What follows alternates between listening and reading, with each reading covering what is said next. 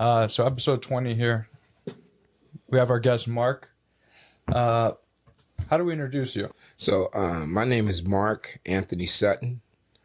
One of the reasons I start out introducing myself like this, just you get the rawness of how we represent. I am a former gang member. I'm one of the founders of the second largest blood gang in California. I was incarcerated for 26 years for the retaliation death of my little brother. That was directly related to gangs and drugs. I also am the founder of an organization we started in the prison system called Partners Building Community Groups, also called Positive Blood, Crips and Gangsters. Usually, majority of all the founders are of the organization are all founders of their neighborhoods. Crips, Bloods, we all came together. And I'm also chairman of the NAACP Criminal Justice Committee. And I am a cognitive behavior trainer. And that's me. Well, welcome. Welcome. So, Lance, you start this off. You're one of your favorite questions with all the things that he just said is how did you get there? But you want to add to that, or is that the question? Well, I think it's important to understand us as people. You know, I mean, society sees us for the gang members and the prisoners and things like that. Yeah. And I think it's important to talk about that life and what goes on in that life and why we're wrapped up into it. You know, Mark used a 007 explanation earlier, which I thought was great. But, you know, I think it's important to understand we're not born gang members, killers, drug addicts. Yeah. It happens as a process or a part of our community, part of our life, the way we're raised and where we're raised and things that happen, like Mark talked about his brother.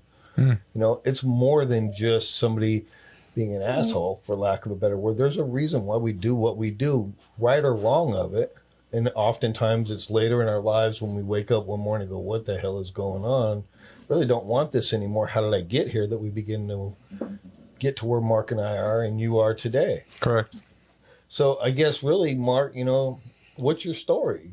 You know, I mean, I know you from transformational work and things that we did with Dan, but, you know, I don't know your truth.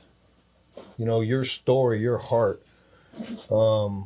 When you talked about your brother right now, it kind of hit me in my gut. You know what I mean? Because I know I've heard a lot of people who've lost loved ones in the lifestyle and how that impacts them. Yeah. And so maybe it's how did you get into the gang lifestyle and get to where you were? Well, you know, I like that question because I've heard that question asked of a lot of individuals that come from the culture. And there's no one particular right answer because everybody had different experiences as to why they became a gang member or got involved with the culture. For me, it was, I came from Chicago at the age of 10 years old to California. And I was exposed to the Black Panther Party. All my uncles were a part of the Black Panther Party. I used to march with them in their rallies, and I was really secure around my family. But when I came to California, that security was just shattered because all the support that I had with my family was gone.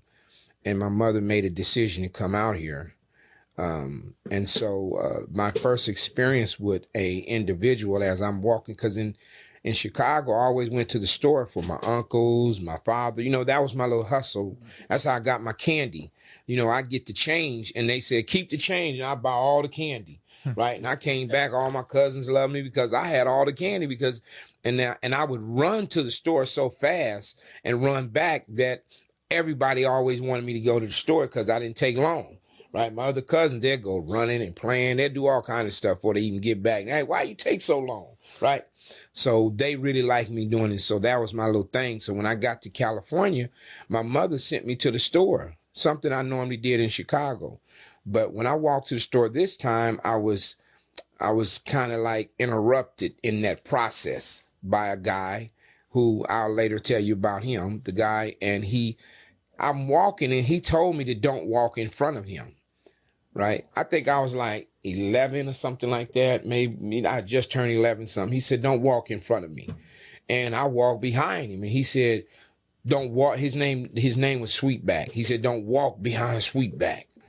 And I walked on the side of him. And just out of nowhere, he just hit me. I'm a kid. Other than getting a spanking by my mother, ain't nobody ever, hit me like that, And I fell and my mouth was bleeding and stuff. And he just walked on. And that had this real traumatic experience on me. And my mind automatically shifted into survival. And, to the point where that route where I went to the store, I didn't even go that route anymore. And then I later on found out that this dude was a Crip, right? He was a Crip. And so a lot of my friends who wasn't gang members at the time knew about him. So eventually I started gang banging. We started a gang, and a guy from LA came to Pasadena, and he brought his neighborhood to Pasadena. And then we eventually became gang members, and we became the founders of the gang in Pasadena. And that was my experience. It was like that fight, flight, flee, or freeze type of thing. For me, it was fight, and I went into survival mode. So that one traumatic experience with Sweetback, Yeah. when he hit you, that propelled you into banding together with some of your friends, exactly, and just starting a gang to become violent, because you never wanted that to happen to you again, or what was the thinking behind that? Well, my thinking behind that is we are together. We are together, and if something happened, we got each other back. Got it. Right, and so that's how we moved. Got it. So after all these people that come out here, obviously the one person that hit you, he was a Crip. You were exposed to Black Panther Party. My understanding is Bloods and Crips came together after the Black Panther Party was no more. Is this correct? Well, initially the Crips came together. It was community revolutionary something in progress or something, That's what was the basis of the Crips. Got it. The Bloods was a word that they used to use when we were coming up. Young blood, blood brother, stuff like that, right? So it was kind of like a word that people used. There's a lot of history behind the how the Crips evolved, and then there's a lot of history as how the Bloods start going against each other with the Crips. And it was similar to what happened to me. Just getting hit, walking around your neighborhood. Yeah, and then saying, you know what, these guys operate in a certain type of way. They're bullies. Because that's what I felt at the time, like I was being bullied, Sure. And so you guys started your faction. How large was that when you guys started out in your city? And what age were you at by this time? You're still around 11 years old? When I started gang banging, I was 11 years old, just turning 12. Right? That's one of the reasons why what we'll be talking about is some of the work that I do in my community now. Yeah. And me talking to Monday, I'll be meeting with the Pasadena school board and city council. And that's one of the conversations that we want to have with them, is that we need to be in the schools that they have in an area where they have gang violence at, and start with the kids at that age and start influencing them, and then mainly find out what's going on in their families. But for me, that's the age it started at. Of course. I mean, of course it started for you, and I don't see why it'd be any different that would start for other people around that age. So there's obviously... You were put away for a long time. Mm-hmm. So when you were 11, I'm gonna go as far to say you probably didn't start out with like a maximum amount of violence. How did the violence progress from a young age? Like where did that start? Where did it end up? Does that question make sense? Yeah, I got it. For me, in the community that I came up in, it was always just hand-to-hand fighting. Mm-hmm. But then when the crack hit the community, it changed, because people started having money and started buying a lot of guns. And the type of guns that they were purchasing were very dangerous. And so now here we are. One thing about the Crips, they've always was a little more advanced, because it was more of them. So they were able to get guns and drugs faster than the Bloods were during that time. And so the Bloods had to kind of like catch up and start selling drugs and start buying guns too. And so when people start bringing the guns to the community, the hand-to-hand combat just people wasn't doing that anymore. It evolved. It evolved into gunplay, right? But until then, it was always just, a fight. You got in a fight and that was it. But it's not like that today either. So from the beginning of the crack epidemic to today, there was essentially how I see it as there was like an arms race, almost like a money and arms race. So the Crips had the money and they had the arms, and the Bloods had to get the money and get the arms, and that evolved. The type of violence was hand to hand, and now people are dying still to this day. That problem still hasn't been fixed. No, it hasn't. And I mean, I'm not sure if people even want it to be fixed, because I learned a long time ago, especially when I was incarcerated, that some people benefit from the way it is. And if they can benefit from the way it is, they don't want to see change. I got to a prison, I was like, why is these officers acting like this and acting like that? And then some of the inmates I was trying to rally the inmates to do a strike or something like that. And some of them told me that they didn't feel that there was a need for any change, because they were benefiting from the way it was. And so that's been that's been similar to in the community. Sure. Right. So yeah, basically. So a lot of people, what you're saying is from as far back as you can remember till present day, from how bad things are, violence and the poverty, things of that nature, they're not fixed because people don't want them fixed. Who do you think the main people benefiting from this way of life? Like who benefits from the most by your estimation? Well, I'm gonna use something that happened. You might be familiar with it. It was a guy named Willie Horton, and Willie Horton, and this is when they start using crime and punishment as like a political agenda. Okay. Right. It was during Dukakis and Senior Bush's election. And Dukakis had released a guy from he let him go home for work furlough or something. And while the guy was on work furlough, he murdered a whole family, right? He murdered a whole family. And it was a dude named Lee Atwater. No. Hey, we have a dog in here, by the way. Don't worry about it. It's not him making the, it's not me making the noises. Lee Atwater was a political strategist. He told Senior Bush that it was an opportunity at the time Dukakis was leading, and he told him to use this as a political strategy to show that they're going to be tough on crime and hard on crime.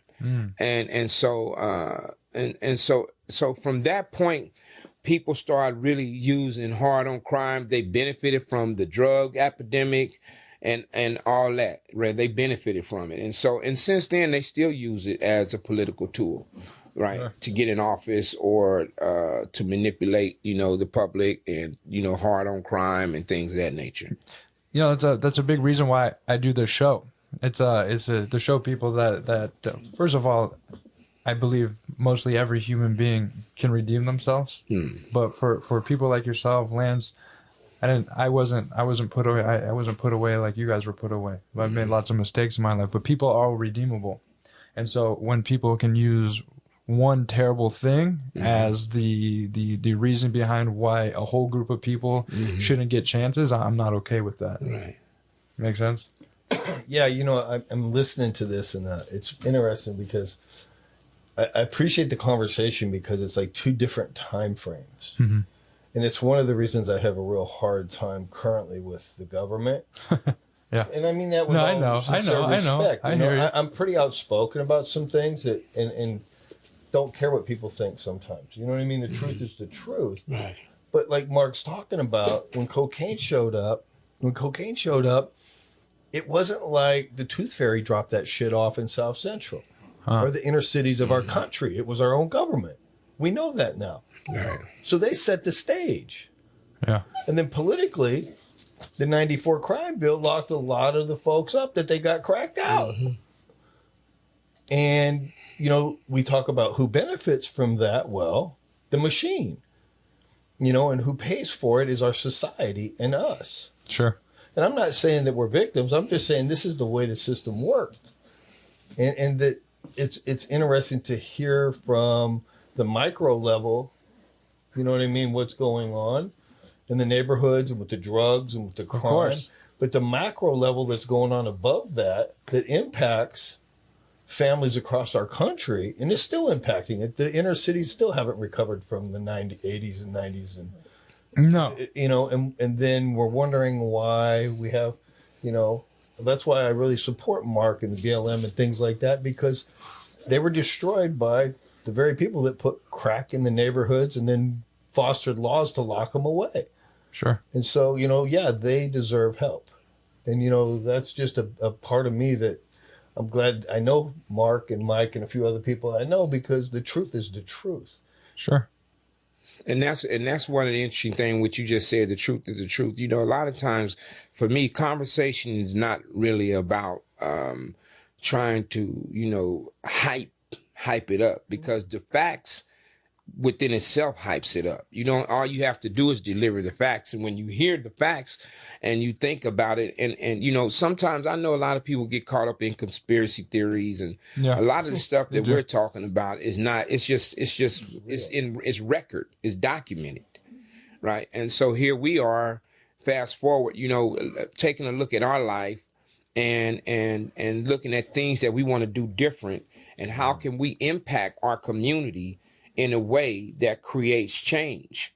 Sure. Right. And that's one of the things that the work that we've been doing, and how we've, you know, started with self and taking a look at, you know, even when I think about the guy who I felt bullied me, you know, you know, I you know, even though I understand the circumstances that led me to get involved with gangs, but then there was other things that led me to not even consider other people's lives, which is a different transition, right? So you go from, okay, this is what happened to me, and then you go into this survival mode, but then you take that survival mode to the next level where you are not even concerned or considering the people in your community, like what's impacting them and how your behavior and what you're doing is impacting them.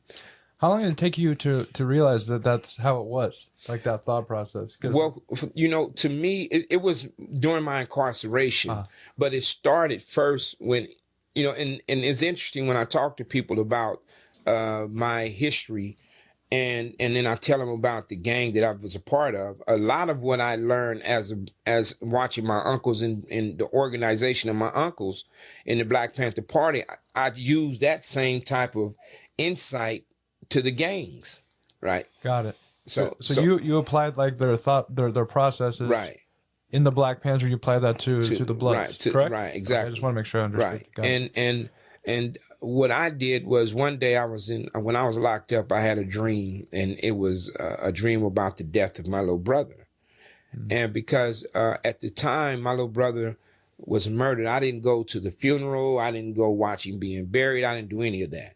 I just wanted to remember him the way I remembered him when he walked through the door the last time I seen him. So I didn't want to see him in no coffin or anything. And so during my incarceration, I had this dream about him, my brother Victor, and my brother Don. We were in like this, it was like a garage. And then my brother he kind of done something in the garage that, he done something in the garage. Excuse me, I thought I had this off. These things happen. Yeah, he done something in the garage, and him and my other brother, they used to always be arguing, and so I tried to stop him from arguing. And my brother kicked a tanker, and oil spilled on him, and he just ignited and fired. This happened in my dream, and I'm trying to get to him, and the fire is so intense I can't get to him. And I woke up out my dream. He just fell, slumped over, and I woke up out my dream in tears. And this is after I was sentenced to 38 years of life. I think I had been in prison probably about 10 years at that time. Yeah. And I kept asking myself, why did I have that dream? You know, this was my first kind of reconnecting with humanity, at least from my perspective. And I kept asking myself, why did I have that dream? And what I realized is that I never allowed myself to experience what other people was going through when they lost someone in their family. It kind of reconnected me to help. How some people say they feel helpless when they did something to their child, because they couldn't be there to help them, right? And in that moment, I felt helpless, and that really just started shifting the way I was thinking. And then one more thing is when I realized it was during the training, and it's when I realized during the training that my thoughts are not me, right? And I realized that I don't have to act on my thoughts. I recognize that it was a conversation we had about those thoughts are out there, and and people have all different types of thoughts. Sure. But you don't have to act on them. And I start like taking a look at myself and the origin of them, and do they represent me? And so, so all that was things that I had to learn how to do myself. And it really helped me to start getting grounded in my decisions and and realizing that I'm in control of my decisions. I'm the decider. I'm the observer. It's like I tell some of the dudes in the gang community when I talk to them now, I say, you live as if you don't have any choices, as if you don't have any choices. Yeah. And you do, even though some of the choices may be hard, like you might have to go against your homeboys because something that they want you to do, or it may not be something that seems normal because you're in this culture and normality is different than people outside your community, right? And sometimes, but at the end of the day, you still have to recognize that you got the power to choose. On that note, it's interesting because when you're in the lifestyle, your identity is the lifestyle. And I think like the dream was your wake up call to that reality that you have choice. And I don't know what it takes for individuals. I know I'm listening to you. I know my experience. I know Mason's experience. It's like, how do we get them to see what we see now, that their identity is much bigger than their present world around them, to see beyond, because it's like my identity was what you thought of me or what I thought you thought of me, Mark. And if you wanted to go rob banks, shoot dope, or kill people, I'm in because that's who I am. Yeah. If I go against that, who am I? Because I've basically given my life to that. Right. And now it's like, you're asking me, like, as a gang member, I mean, I know worked with a lot over the years, that my aunt, my uncle, my mom, my dad, my cousins, my brothers, my friends in the neighborhood, what you trying to say? That's wrong? That's who I am. That's who we are. How do we bridge opening a conversation in that space to see life as much bigger in the possibility? Because I think a lot of these young people need to know that they can do whatever they put their heart and soul to, and that there's people out there to help them, like you or I or folks like us. And I think for me, that's the answer. So for me, just being in the community and showing them that they have other options.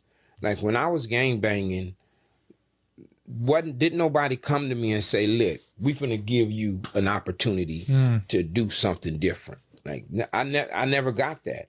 So my commitment is to bring those type of resources to the community, so that even my connections with the music industry, some people like that just Snoop Dogg and Harry, a friend of mine, just bought Death Row back, right? They're real connected in the industry.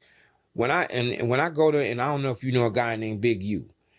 Big U is the one who helped Nipsey Hussle get started, right? So when I think about people like that, and I go to my neighborhood and tell my homeboys, you want to do something in the music industry, but no one is going to take a chance with you if you out here strapped with a gun. Don't nobody want to invest money into you, and you're going to be dead tomorrow or locked up in prison with a life sentence, and then they didn't put all this money into you, and now you gone. I said, if you want to do something different with your life, you have to change the path that you on and let them see you want to do something. That is leverage. Sure. Right? It's leverage. And then having a conversation with them, asking them what's important. Like, what's important to you? One of my homeboys, he's a frontline gang member. keep guns on him all the time. We're in the park one day. His brother had just got murdered by rivals, and I knew he was going to retaliate. And I seen him in the park, and I said to him, I said, you know, I can relate to you because I went to prison for the retaliation death of my brother. I said, I didn't have nobody here to do what I'm doing with you right now, is having a conversation with you. I said, I had children then just like you got kids. Your kids over there playing right now on in the park. And on cue, they all come running over there toward him. And when they came running toward him, I said, this is what you got right now. You have to decide what's important. Because if you gone, your kids are lost to the system because they're going to follow you.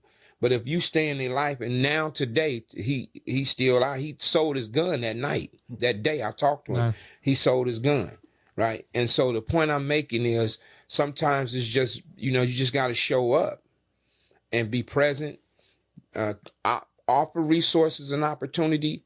The city of Pasadena was very reluctant to work with me because I'm one of the founders of the gang. I went to prison for murder and attempted murder. And like, wait a minute, hold up. This dude finna kill somebody again. It's just a matter of time, right?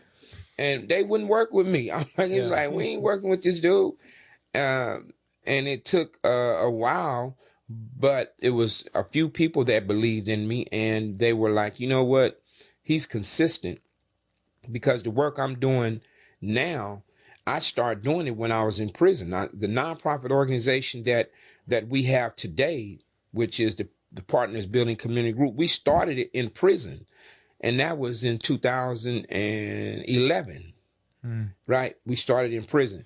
And so they was like, and we brought over 350 gang members together. We used to have a thing called Unity Spread, and where everybody would come together and eat together in the prison and talk about positive things that we want to do when we got out, right? And then they all became members of the organization. So it was designed to just create this energy from the prison system to the streets, and it's worked. Because of all the guys that was a part of the organization, every last one of them are doing powerful, productive things in their community. Like, it's crazy. We have a website called Lifers website. Lifers, it's a Facebook page. It's a Lifers Facebook page. All the guys who were in prison for life are a part of it. You would be amazed at the work that they're doing in the communities. Powerful work, right? And so, you know, statistically, 1% of a person who statistically, or I think this says less than 1% of a person who commits a violent crime like a murder and gets released, reoffend. Or it is statistically is reoffend is less than 1% that they reoffend with another murder, right? And so but people don't know that. No, because that less than 1% gets sensationalized in the media. Exactly, right. People don't understand. They don't know that. And so that's why we have so many of these guys is doing so much, and so many. A lot of them went through the same cognitive training and work that we done, right? And so here we are, you know, sharing with the public the importance of just believing in someone, bringing resources to the community, and making that transition. I think the biggest resource is the person, like your community, like that. Like, what a major resource is. You went from someone that committing violence, committing crime, taking a life, going to prison, and now you're Right. giving these kids in a park a chance to have their father in their life, and whatever whatever would have happened from the retaliation, that someone else's life is being taken, and that's affecting so many people. I don't know how many people that actually affects, but what a ripple effect. Well, Is that not? Am I right on incorrect? point? Yeah, you're right on point. That's exactly what it is. And that's major. It's major for myself. Like, I'm a big cocaine heroin addict, right? But people tend to, like, when they're in treatment, they tend to listen to someone like me that's been through it and now they're on the other side, rather than someone that still wants to help. Let's say like a therapist. I'm not saying that therapists don't have value. They do. I love that shit. Don't at me for that, right? But what I'm saying is people connect on a deeper level. Right. Like, hey, that guy, like, hey man, I took someone's life for this reason. I wish someone would talk to me like I'm talking to you, and that might click. Right. That's crazy. That's not being screamed from the who has the money and who has the juice to start screaming that from the mountaintops? How do you connect with those people so they can put the bets on people like you? Well, I think they did. I think Arnold. Do they? I don't know. As much as Arnold Schwarzenegger isn't my greatest fan in the world because he took 3 parole dates from me, and you know what that means. Oh, Schwarzenegger, that shit hurt. Terminated your dates. You got 3 dates, and you wait 5 months to find out that you're going home, and on the last day you get that little thin letter saying "screw you." Yeah, that's real psychological warfare. Is it? Yeah. I made a commitment early on, and I know Mark will get this. I'm not quitting. I joke with people today, like, I'm a damn cockroach. You can't kill me. I'm not running away anymore. You know what I mean? I work hard for this life. I don't care what the governor, the president, anybody in between says. I earned a seat at the table by doing the work I did. And I'm still living my amends and my forgiveness and everything I do. But it's like, it's that space of somebody knowing the truth. Sure. And Mark's story, my story, anybody's story, like, I'm listening to Mark and I'm hearing the pain in the story. Of course, same. The lifestyle is really rooted in pain. And that's so the pain piece, like in CGA, one of the things that Richard used to talk about is one less crime, one less victim. And our amends was to help the next guy change his life. And if one person changed their life, how many crimes weren't going to be committed? How many victims weren't going to be created? What kind of a ripple effect? And when I'm listening to Mark right now, that's the work he does. I'm doing in recovery, and we're doing right here today, is creating a new ripple. Like Dan would say, that transformational, not living in the past, but creating a better future with what's left. Mm-hmm. And it's a gift. It's a hard-fought gift, and not everybody understands that. No, I don't think everyone understands that.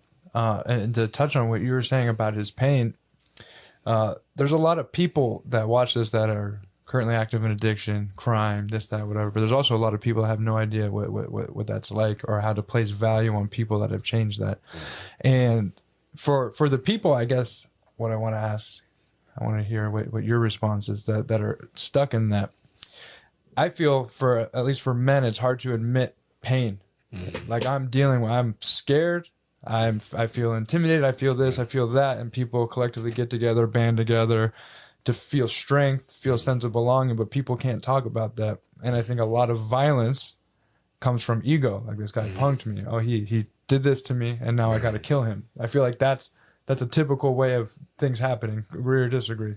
I agree. Like, an example is when my brother was murdered. Mm-hmm. One of the things that I took a real hard look at is how selfish I was to retaliate. My retaliation wasn't just about my brother. It was about, how dare you do that to my brother, because I'm Big Preach, I'm a blood, I'm a gang member, and you did that to my brother. And that's a real honest look at my thinking at the time. I've had people say, if that was my brother, I would have did the same thing. And, and I get it, and there's more than one perspective. Of course. That's the reason why I like one of the part in the training where it tells you to walk from point A to point B, and then it tells you, okay, now walk another way to get back over there.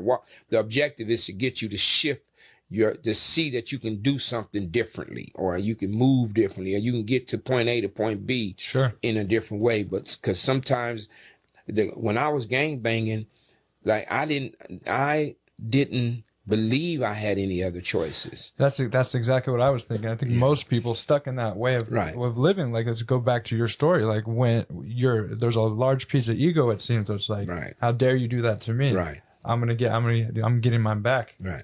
In this manner. Like, that was probably the only solution you saw. Is that fair to say? Most definitely. It's the only, and I, at the time, made what we consider my best available decision. Yeah. It was the best available decision that I had at the time, because it's what I knew. And after being so caught up in the culture, that's that automatic reaction, like that automatic behavior, that survival instinct. Sure. Right. That we, that I lived in for so long, and then I don't even see the window. Like, it's so crazy because I remember I was sitting in the backyard and some of my homeboys, one homeboy just got shot, and they was getting ready to go retaliate. And I'm in the backyard with all of them. Everybody got guns, and they like, we going to get them. And they were so committed to retaliating that none of them wasn't considering anything other than the retaliation. And so I was there at that window, and I said to them, I said, well, first off, if you go up there, the police is waiting on you because some homies and already went up there and shot. And now y'all finna go up there and they waiting. So you going to jail too. You just asked me to get you a job. You just had a baby and you work for the city. You got a good job. Now, now I'm not here to talk you out of nothing. Yeah. If that's what you want to do, have at it. That's on you. But are you considering these things in this moment?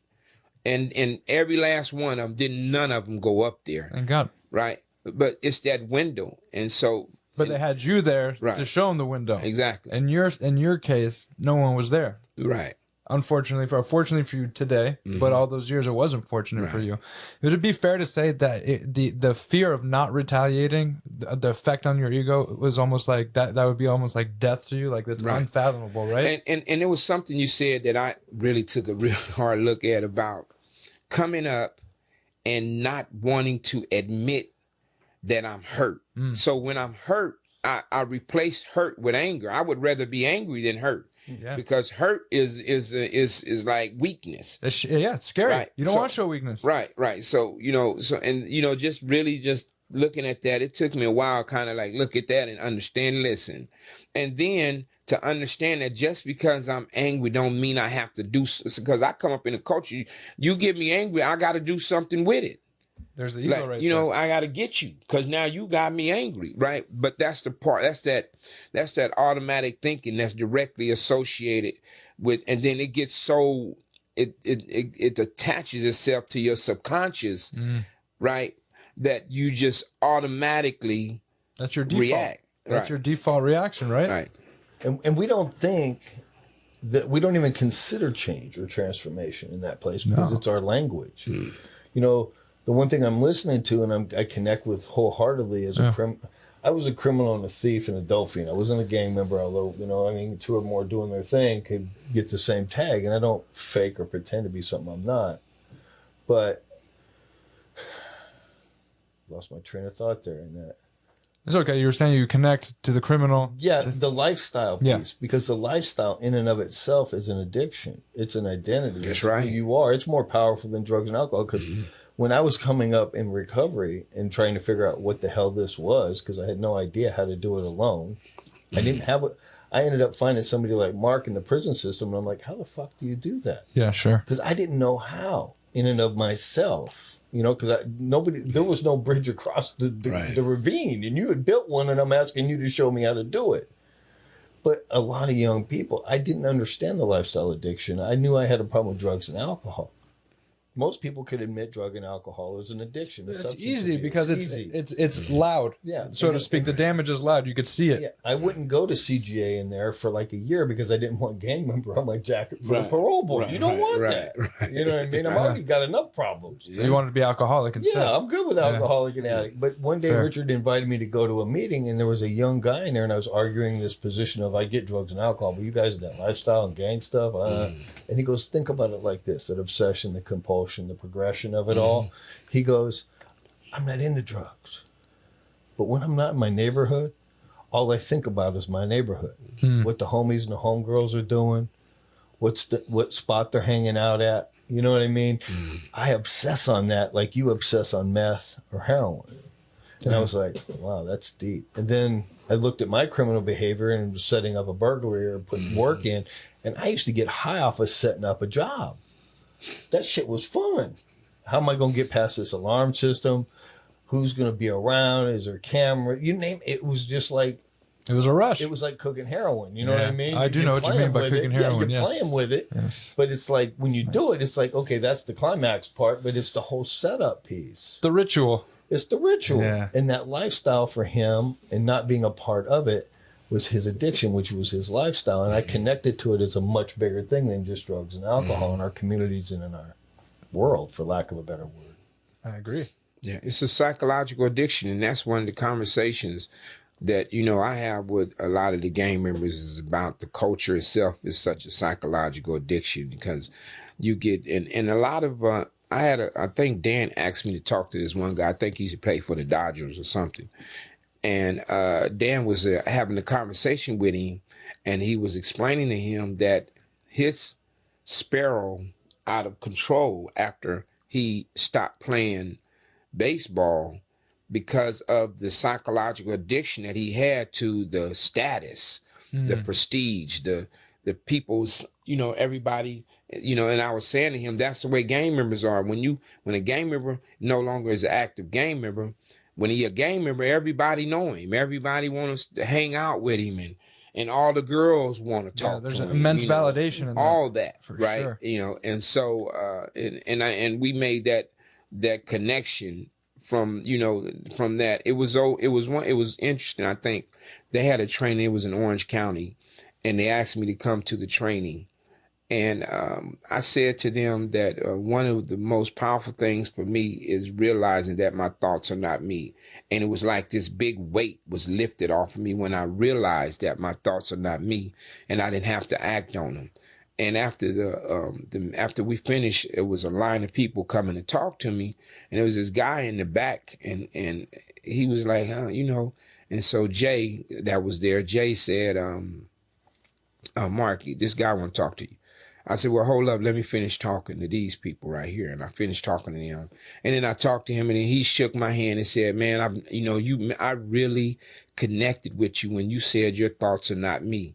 And he said, I just would never imagine that here I am, here in Orange County, grew up around white people all my life, privileged life, that I would be able to connect with a gang member like that.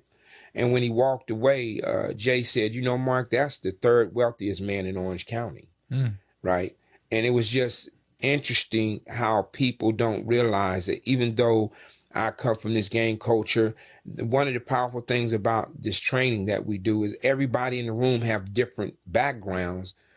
But when you get finished with the training, you realize that our thinking, looking good, feeling good, being right, being in control, all that is so associated with each other, whether you have different language, different culture, it doesn't matter, right? We all are in that that survival mindset. Of course. Right. Of course we are. One thing I want to touch back on, I think is important is at least for me, I want to know the answer to this question, but I think it's important for people is the retaliation. There was so much that was probably built up to retaliating, right? Mm-hmm. But did it make you feel better after you retaliated? Honestly, I did. Yeah. I mean, because I was a gang member, and that's what we did. Like, as gang members, we lived to retaliate. You know what I mean? Yeah. Like, somebody do, okay, let's go get them. That was like, somebody says, oh man, let's get them. Yeah. Somebody step on my shoe. Oh yeah, I'm getting him. That was so at that moment, it felt exactly right. Sure. Even with some of the people who, after I was locked up, was like, yeah, you shouldn't have done that to Big Preach Brother, right? Yeah. That was a sense of gratification. Like, fast forward years later, I look back on it and like, no, it was just selfish. I didn't think about my children. I didn't think about my family. I didn't think about none of that, because when I got locked up, they the ones that was affected more than any of them. They're paying a price too. Right. And, my children grew up without me. I had 4 at the time. Dang. And, that's what happened. Yeah, what I'm taking from that is it's similar to like getting high. It's like, there's no lie about it. Like, getting high, it feels good, but you got to pay a price for that, right? So your retaliation was essentially like, for me, doing a shot of dope. Like, oh, it's great. Right. And it felt good in that moment because that's what I thought I needed. That was my best thinking, right? Yeah. But in the long run, with more information or the proper information, we know that's not the right idea. That wasn't the right move, and it probably didn't end up making you feel better when you think about your 4 children or your family or your friends, correct? Most definitely. And when I think about it, I just look back on it and realize, we talk about the cost and the payoff, right? I mean, the immediate payoff was, oh, I feel good, man. Yeah. But the cost, it's a heavy price. The cost was too high. It's taking out a real expensive loan, right? Oh, like, yeah. You got to pay that back in full. And I'm still rebuilding my relationship with my children today because of that. I'm sure. Right. I have a question. Yeah. You said it's Chicago, right? Mm-hmm. So, and you're working with, you said the Pasadena School District, or I'm working with the Pasadena city manager. city manager? Right. So I imagine like your uncles in the Black Panther program probably knew Fred Hampton. Mm-hmm. They saw this COINTELPRO kill him. You learned that crack was brought in by the government. The prisons are for profit, and you have all the city and the state and the system's done all this stuff. How do you not become too jaded to, like, you're working with the city now, and how do you keep, with all that stuff you see and all that stuff you know, how are you not so bitter to like even work with them? Well, for me, I always think about what is my intentions, what is my real objective, my goal, and I stay focused on what it is. I remember, like, even with this work I'm doing, and I come from this culture where, your reputation is everything. I've had people fellow gang members attempt to assassinate my reputation because of the work I'm doing. Right. I even had people to try to get authorization to kill me. Right now. And I come from a culture where you threaten to kill me, I'm coming to get you first. Right. And still today, they don't know that I know that they try to get authorization to kill me. Right. And one of the things that I learned is that, if I say that I'm committed to doing what I do, doing these positive things in my community and bringing resources for young people, but then I allow these things that's being said outside of this work that I'm doing, I react to it, then am I really committed to what I say I'm committed to? Like, is that my real agenda? Because you have to get honest with yourself and say, okay, the reason why I'm saying it is because, for me, it's about what is my agenda? And being honest with myself. The Game and Snoop did a thing called, it was called,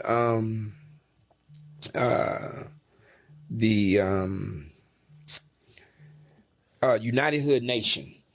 Right. United Hood Nation was Game and Snoop coming together, bringing all the gangs together in California to say, we're going to stop violence. Right. And when was this? This was in Maybe in the 2010 sometimes. not 2010. It was 20. Then like the 10. It was 2015. 2015 when they did that. Yeah, 2015. And they brought every gang together in LA. And it was, as a matter of fact, it was the Scientology that hosted it at their building. It was hosted at Scientology building. And one of the things that the whole objective of that was to bring us all together and then start having conversations about possibilities of what type of resources that we can bring to the community to try to shift the perspective of what is going on with the gangs and things of that nature.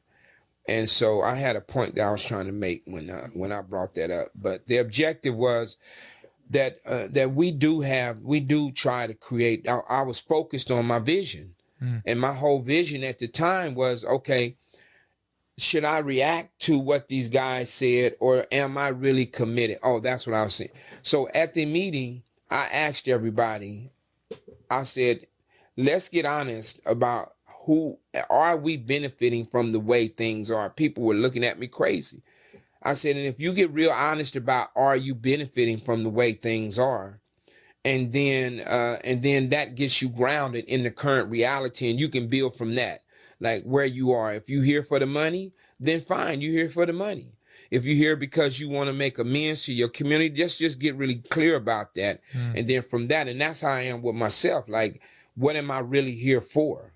Like, am I here to really help my community, or do I want to look good, or, for the homeboys, because I want them to see I'm big preaching, I've changed, right? Where's my heart at? And so that's what motivates me. That's what keeps me from not being bitter and angry and, want to go back to my retaliatory mindset, or something like that, based on the way I used to act. And that keeps me on track. Sure. Even on track and what he was talking about against, I guess it's a Pasadena city manager. That's government. Right. And so you were talking about government stacking the deck against you and your community. Right. Does that give you some sort of pause or resentment going forward working with them? Is that? Yeah. Yeah, no, and right. Well, the thing about it is there's people in the government who are willing to give me access to resources that's going to allow me to stay on track with the vision that I have for my community. Right. And so and so I'm not, and even to the point where people in my community who I'm working to bring resources to try to get authorization to kill me. I got people talking against the work, trying to undermine me by sending emails to city manager. I got all this stuff going on.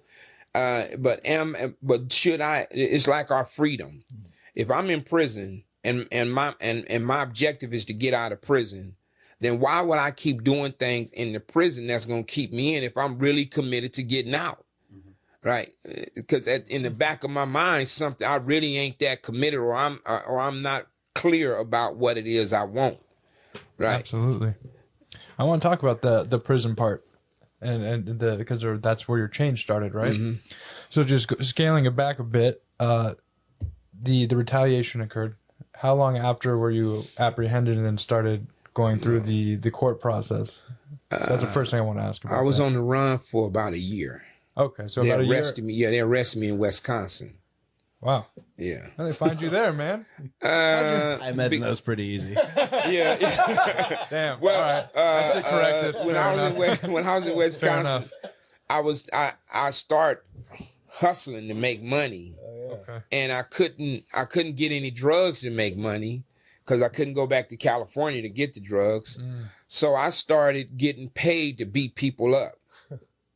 Right. And it really wasn't a good idea because they start telling on me. Yeah. They started telling on me, and my father's friends was scared of me because it was just crazy. Especially if you're good at your job, man. Right. So so I had like about 20 anonymous calls on me.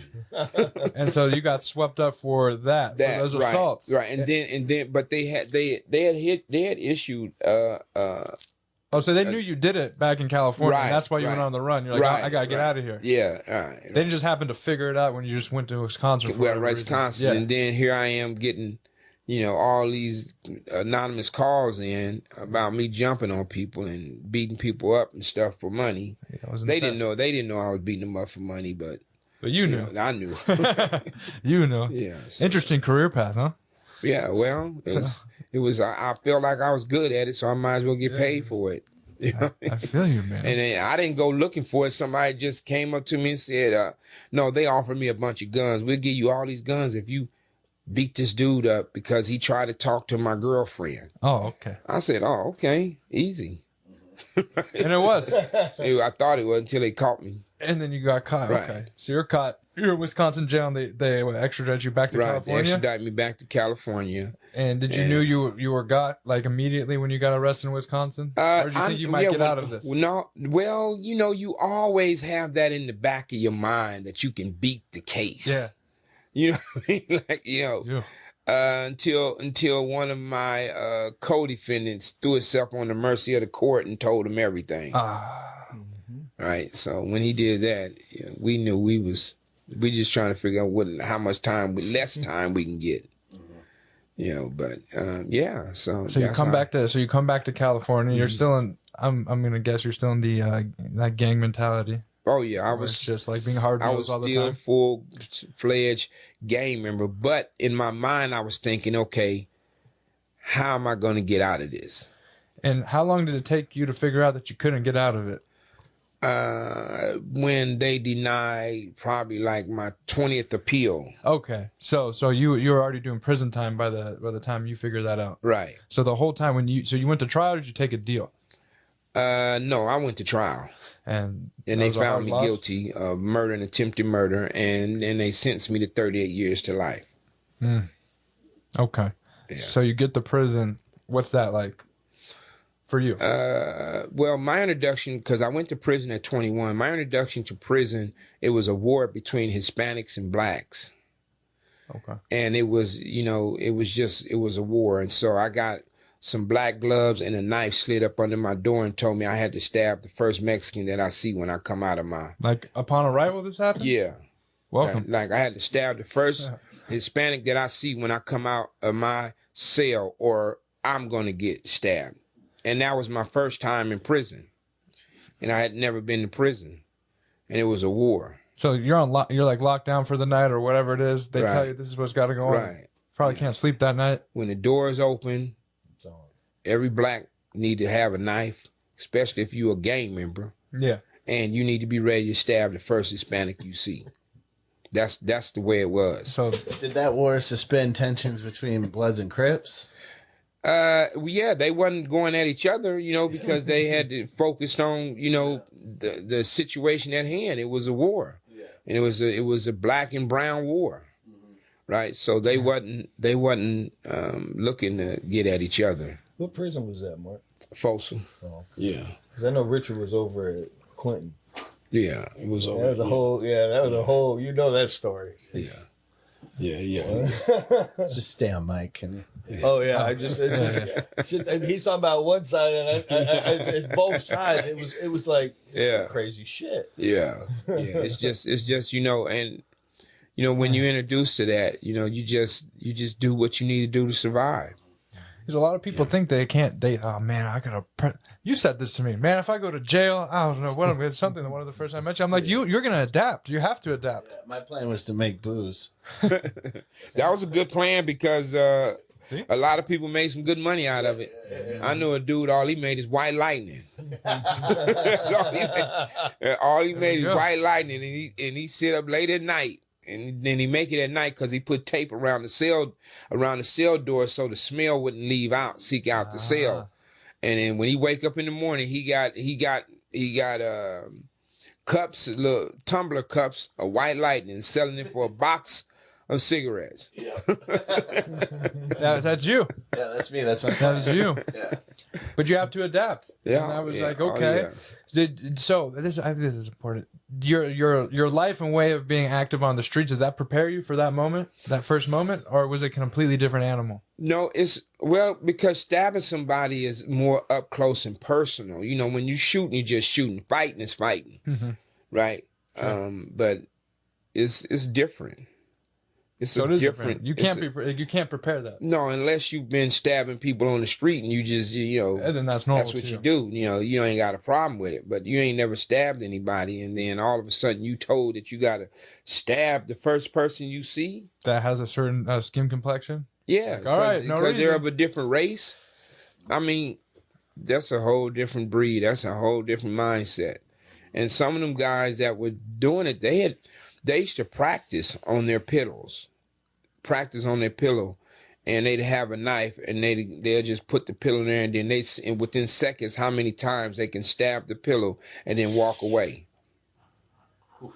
And That's rough. just watching them, watching dudes practice within a second, stabbing a pillow 20 times, or trying to get it up to 50. Wow. So what got you said you do cognitive behavioral therapy? Right. I did cognitive training. And that was introduced you in prison? That was, introduced to me at prison. It was at Soledad. It was at Soledad State Prison. Dan Tuccini came into the prison system, and they started with a first group, but I didn't get in the first group. Everybody was talking about it, and then they started the second group, and I got in the second group. And then I eventually became a trainer, and then I started doing training in the prison system. And then upon my release, I started working with Dan outside of the prison system, doing training too. I went to a training where I was a participant in the training, being trained. That was my first session, and then I end up becoming a part of the team to do the training. Damn. Yeah. So you go from the retaliation to Wisconsin to losing trial to welcome to prison. This is what you have to do. And then you're 10 years in and you have that, let's call it a nightmare. Right. Is that at that point in time? Is that when your work started, or did it take you some more time for your work of changing your mentality? No, I think my mentality changed when I got to Corcoran, and it was Corcoran is the same place where I had the dream at too. But it's when a friend of mine's, his name, we called him Casanova. He's from Chicago. He was really an intelligent dude that really worked at educating young black men about their history, to know where they came from and all that. And that kind of got me on the path to being like more curious about who I am as a black man, an African-American man, and learning more about me. And then I started reading books. And even at the time when I first got to Old Folsom, when I first got locked up, I was illiterate. I couldn't read, write. All I did was gang bang and sell drugs since I was like 12 years old. And so when I went to prison, I was illiterate. My homeboys used to have to write my letters for me, because I didn't know how to read or write. But by the time I got to Corcoran, I had a friend, his name was Milton Jackson. He used to give me these words every day in dictionary, and I had to put them in a sentence and definition and all that. That's when I started, and then I took up theology. I started doing a lot of different things to improve my education and started reading more and learning more about who I am. And that kind of put me on the path to wanting to do more for my community. Damn. And not wanting my homeboys or my kids to end up in prison. So education, from what I'm taking from this, was the catalyst for change. Most education helped me to learn more about who I am. Because it gave you the ability to read. Right. You couldn't read. Right. People that can't read or write, they can't. It hinders their learning. Yeah. Because people always say, "Oh, education's important," but people don't talk about why education's important. It's like an easy thing to say. Because you're able to learn about yourself and have a different, for you at least, it seems to me that you are learning a different identity from yourself than this dude on the street that does wild shit. Right. Right? And even though I had this Black Panther experience that connected me to my family, it really didn't ground me into my history, like who I am and where I come from, and that put me on a path to wanting to learn more. And then it had me reading more, me reading books and, just developing who I am, as a person. As opposed to just letting my community, like the gang culture, develop me. But then I wanted to be proactive with my own life and do something that I felt would benefit me. Seems like it was the first chance for you to develop yourself internally.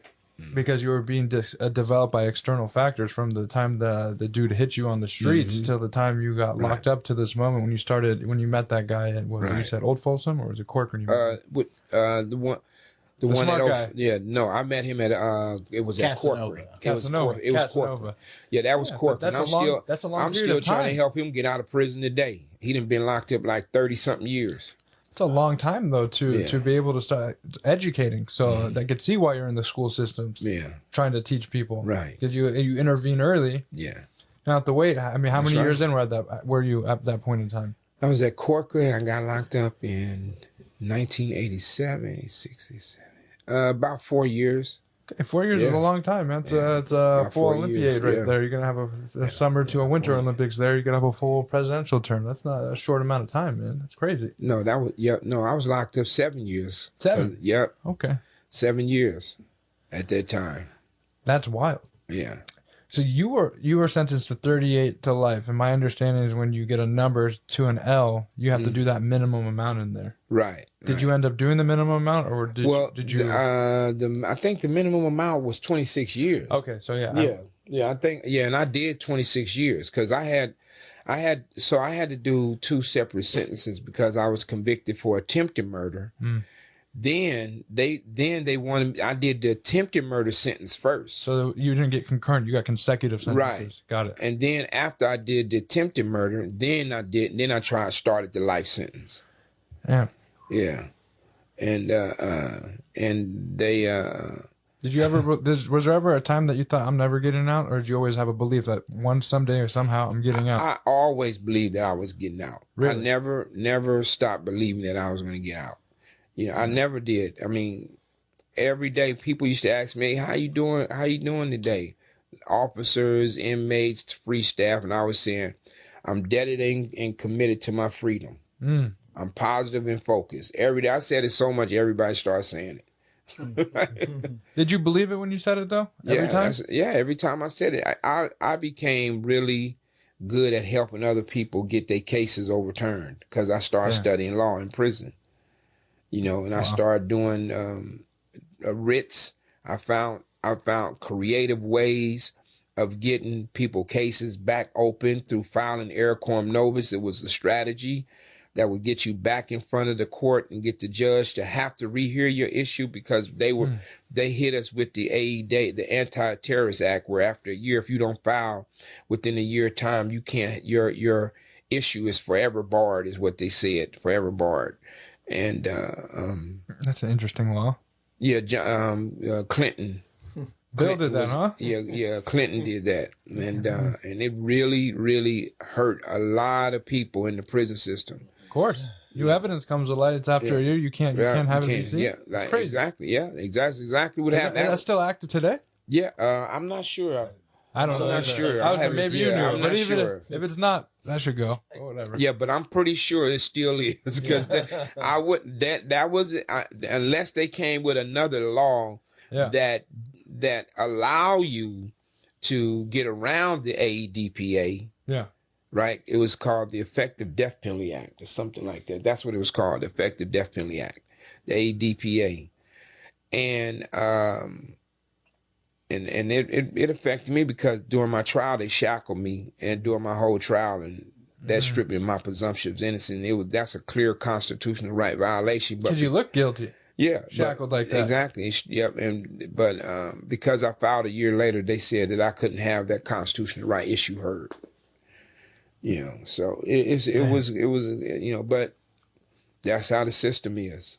You get caught up in it, and that's just what it is. That's cold, man. That's cold. Did you have something to add, or did he touch on it? Just a different tangent. Yeah. I've listened a lot, and I've worked with a lot of guys in CGA that had a gang background. And stepping back, I call it. That's kind of the language that a lot of folks have used. When you begin to make that shift in your own personal life and really reflect on and begin to make some changes and transform your life, and there's a normal transition in there where you're doing more of that and less of that over there. The gang stuff, the drug stuff, the violent stuff. Right. What impact did that have on your relationship with the community in there that you were affiliated with when you began to shift away and become? And I know it was you were a positive, you were a bright light in a dark world in there. You know what I mean? Because most of us that did the work, it was a rare thing. People were like, "What are you doing?"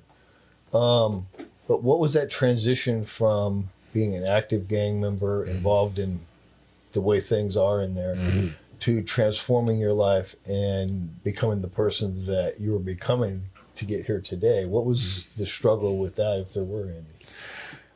Well, it wasn't a struggle for me. And the main reason why, I think there's a lot of, depending on what area you're in, but there's some misconception about a person who is a gang member, then he decided no longer, blood in, blood out. There's that mindset and stuff like that. But for me, it wasn't like that and plus there's a delicate balance too. Like you have to be able, it's the same thing with the work I do today in the community. You can't be completely removed from the community, then you won't have license to operate. And there's different, you can have the regular driver's license to operate, just the understanding of license, or you can have Class A or Class B license. You can, where you can drive something else, right? Regular license means you can just go through the neighborhood, talk to a few people, say hi, whatever. But then as your license evolve and you get license where you can drive a truck or you can drive other things, that means you can talk to more people. You can talk to people in the prison, right? So when you don't communicate with people, you can't have the license to operate like that. So my partner, my homeboy told me yesterday, he said, you don't have the license, you are the license, right? And that's what he was saying to me. But you got to know how to balance it. And balancing it is really, really, because you can't be pulled back in, but you also can't go silent on issues that have to be addressed. Right. So if I'm in prison and somebody hit the yard and we know that person who hit the yard is a snitch, and they come to me and they say, hey, preach, this dude is a snitch. And here go the kite where they saying he a snitch. He told on so and so and so. Now they asking me. Now I can't say, oh man, I don't care. Don't talk to me about it. You know what I mean? Right. Now I'm completely separating myself from the culture. Now my influence or my ability to influence that culture or the behavior in the culture is being taken away. So I come in and say, okay, because some of them, these young people, and they don't know that there's a protocol, right? There's a protocol. So protocol is, okay, is he from our neighborhood first off? If he's not from our neighborhood, then we just can't do something to him. So we have to find out who neighborhood he's from. And then we got to find out who we need to talk to that's running the car in their neighborhood, right? And so all that has to be done. And then if we take the kite to them, and then they look at the kite and they say, okay, we'll take care of it. Or if they look at the kite and they say, man, we don't believe it, and we ain't finna do nothing, right? So now it's a whole different ball game. Like, when they bring it to me, I have to, like, I'm in the position because I'm the big homie, that now I'm going to react to that or respond to it. If I didn't, and then it's the same in the streets. Things are going on in the streets, and different things are being said. I'm still in the middle of the conversation, but now I'm not in the conversation where I'm saying, you know what, man, go kill him. That's not the conversation I'm having. That's not the conversation I'm having. This girl, why is she? Thank God. I can't get them to stop calling. Well, you're a popular man. These things happen, man. I get it. In that same vein, though, I'm going to be a little sticky. I don't know what that means, but let's hear it. I'm not big preach. Yeah, same. I'm a lower level soldier. Okay. It's a different thing for me than you know what I'm saying? Mm-hmm. It's going to be a lot harder for me. I'm just saying from my thinking to step back. Culturally, it is too. Yeah, that's what I mean. Culturally, is too, because in the prison system, there's more pressure on the white inmates I know. to be a part of something, because the numbers ain't as great. Yep. So when something happens, it's like you can't just sit in the. If something happens, you need to be on the yard. Yep.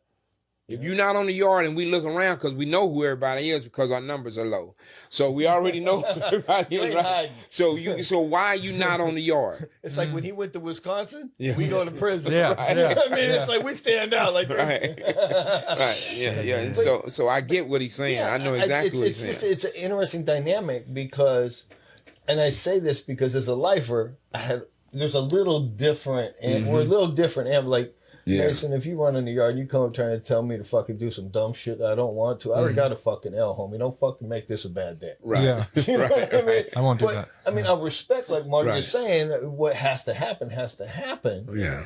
But, it's like, I remember getting into recovery, and it wasn't like I was hanging out with the fellas anymore. I was hanging out with dudes in recovery, guys like Mark. We were doing different things. We were on a different wavelength. And I think it was that same thing like in the community when Mark walks into a community and a young kid out of Pasadena goes, wow. Yeah. You know, because they would watch us changing our lives, and then dudes start getting dates and stuff, and then we were like, "Oh shit, we going to that group with them over there." Yeah. But you know, it was like we were trendsetters to transform our lives. However, whichever path that transformation came, but as we transformed, we became lights in that dark place, and people were like, "They got something." An example is Soledad. So you know, there are certain prisons where Hispanics and blacks cannot and will not play sports together at all, on no level, right? No cards, no sports, no dominoes, no nothing, right? Well, that changed at Soledad, and it changed because, and I like to say it changed because a lot of the training that Dan brought, it started becoming a part of the life at the prison, the culture. Right? It just really shifted.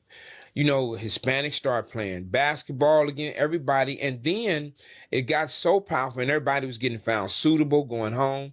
It got so powerful that if you were at Soledad and in the past and you went to another prison, you got stabbed because they knew you was in Soledad hanging out with blacks. You know what I mean? Stuff like that, right? But they end up changing it because they start seeing how people from Soledad was bringing resources and bringing training to other prisons and trying to get them to do it and helping them do what they were doing in Soledad. So, you know, it's the same thing that I'm saying that I want to do in the gang culture, right? I'm saying in my community, look, we need to start bringing some of this training and then start breaking it down into groups and getting certain people to come to the training and get them to take this language back to our community and start getting our community to shift the way we think about each other, right? And the way we react to each other. So that's the objective. That's what I'm committed to doing in my community. That's why I'm asking the city to get me a building and so we can have our own training room and start bringing these guys in here and getting them to shift the way they see each other and they see their community. It's like re-educating your community. Yeah. Is there any pressure, like when you guys start succeeding, you know how like any company, when they see employees unionizing, they see any kind of solidarity. Is there any like sabotage from the system when they see some things like that happen? Yeah, I think it is. I think it's sabotage from both sides. The thing about it is, also it depends on the political climate too. So an example is if you got somebody, so if you got a lot, like in my neighborhood, we got a lot of shooting, right? And so people in political positions are pressure are being put on them from the public to do something about it. So, but they don't know who to talk to. So all of a sudden, I get a call, right? What can you do? Can you help us? Can you talk to some people, right? And I say, yeah, I'm pretty sure I can talk to some people, but you're going to have to pay me. Of course. Right? Because I got bills. You know, I got kids. I got 16 grandkids. You know what I mean? Yeah. Right? So, and 8 of them are girls, you know? Right? So I'm just saying, I got bills to pay. And they say, okay, well, come on in. Now, the shooting go down. Nobody is dying. People are like, wait a minute. You know, this guy know what he's doing. And he's making us look good, right? So no, and depending on the political climate, like, you know, when it's happening like that, and they bring somebody in, now they're not trying to sabotage that. Now people outside of the community, of the political arena, are trying to sabotage it because they are looking at the financial aspects of it. They want money in their pocket. They're like, wait, why y'all paying him? You know, because they say, oh, he ain't got no degrees or nothing. And so what? He went to prison and he's an ex-gang member. So what gives him qualifications, you know, to do this work? So here's the keys. You go make it happen. Right. And see how that works out. And that's exactly the conversation I had yesterday with the city manager. I said, listen, I said, I'm on the phone with a shot caller from prison. I tell you, they will not talk to any of them. I'm connected to a guy who is a Mexican mafia, and he's saying, I trust you. I trust you. And I trust that you're not trying to cross me up. I trust the conversations we have is not going to be told to the police. I trust you. So let's see if we can stop Hispanics and blacks, black and brown, from killing each other. Right? I said none of them are going to get that. Because, and there's a reason why they trust me. Because, I mean, I'm a part of the culture. I come from the culture. I'm Big Preach. Right? And they were told to talk to me. And don't nobody know none of y'all. See, and you ain't never been where I've been. And I'm not trying to put you down. I'm just saying, don't question my credibility and what I can do, especially when you see results. It's like going into NASA and telling the chief scientist, you know what I mean? Right. We don't like you because of your background, you know what I mean? Right. Well, you know, you've studied that job pretty damn good, homie. I'm going to leave you to the rockets. I mean, just what better degree can you have than your personal experience? That's another conversation or way perception I believe needs to be changed. It's with people that are addicted to crime, addicted to drugs. It's like people look to this person has MD next to their name, or whatever it may be. So that's who you have to listen to. It's like where is the certification or the degree for the people that have actually lived it and then changed? There has to be some more weight put into that. There's a bigger degree than a piece of paper. I know that, but there's a lot of people that make decisions that have a lot of money that are part of that political arena he was just talking about that don't think that. And look how the system's working. Fair. Just last week, I get a call from a guy from Washington, D.C. And this guy, he works in the schools in Washington, D.C. And he was like, Preach, I need help. I don't know. These youngsters is fighting in the schools. They killing each other. I don't know what to do. He said, I'm going to put you on the phone with this young guy. And he put me on the phone with with one of the shot callers of the gangs in Washington, D.C. And I talked to him and had a conversation with him about, you know, what is it? Because he's really good in sports and he's getting ready to go to college and all that, you know. And when I got finished talking to him, the guy my homeboy who said, Preach, man, thanks for talking. He said the next day he came in to the school and he couldn't stop talking about our conversation. And then that following week, there was a big fight in the school. He pulled all his homeboys back, right? And it wasn't about no degree. You know, it's about being in the moment and showing up in the moment, being authentic, connecting with people, because that's what people want. People don't want to be just looked at as somebody you trying to use them to get from point A to point B. You know, you can build relationships and connect. Correct. All right. And he kept saying, man, he was saying some deep stuff. Right. But, you know, it was just that I was saying things that was coming from an authentic place from me, and he connected with that. Absolutely. Right. And that's what it's about. You know, it's not about paper. No. I mean, agree, even though that can help. I mean, if you get I'm not saying it doesn't help. Right. I'm just saying just stop discounting the people without it. Right. Exactly. I got one thing, man, because I know time is a thing. And it's a personal space for me, and I know it is for you. Being a convicted murderer and knowing that we took a life and impacted the family system and an ecosystem. You know what I mean?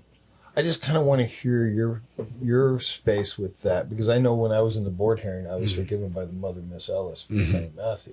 And you know, I mean, it's like I never forget the impact that my life had on the world around me, even though, you know, you and I had pain and we did things from pain. It doesn't take away from the pain we caused others. And I just kind of wanted to get a perspective from you on your journey with that. Well, you know, I think when I talked about the dream of my little brother, right? I remember when it was so crazy, because right after that, a friend of mine's son was murdered, right? And he was on the yard with me, and he came out of the building, and he was in tears, and then but it was so, for him, it was so powerful for him to know how many people his son touched, how many people came to the funeral that he didn't even know. He didn't even have a clue. And, you know, when I think about that, and I think about the family members and the people of the guy who life got taken behind my actions, right? The way I carried myself and what I did. When I think about the people, how many people was affected by it, the people he loved, the people he grew up with, people he might have just touched their lives, just the heavy, just thinking about that, just really, that's what caused me to pause when I think about any violence on any level. Just the fact that it would hurt so many other people. You think about that person, you're angry and you want to get that person, but there's so many people that's attached to that person, and that you don't even think about or consider. And that was one of the conversations I had, because I remember I was going through my police report, and it was this lady who was on the street at the time that we committed our crime. And she in the report, it was mentioning how she was trying to rush her kids in so that they wouldn't see it. And then she didn't want her kids to come back out. Right. And when I read that, I was thinking about how that act affected so many other people, like outside of the immediate family who was affected by the child being taken away, and it just really just have me, I think about it a lot, how it affects our community as a whole. Taking the life of someone is not just, it really affects the whole community. Yeah. That's deep. Well, that's why I'm humble to Mark, because he does the work. He's not fake.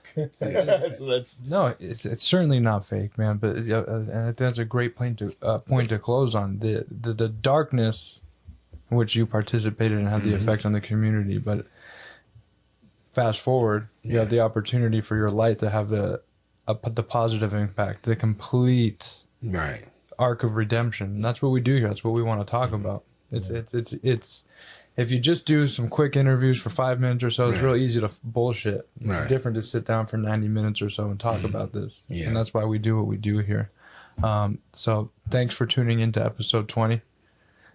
Thank you to Mark for being here. Brian for doing his thing as always. Lance, everyone viewing, like, subscribe, share, comment, talk shit, don't talk shit, whatever you want to do. Interact with it though. And we'll be back with more soon. Thanks.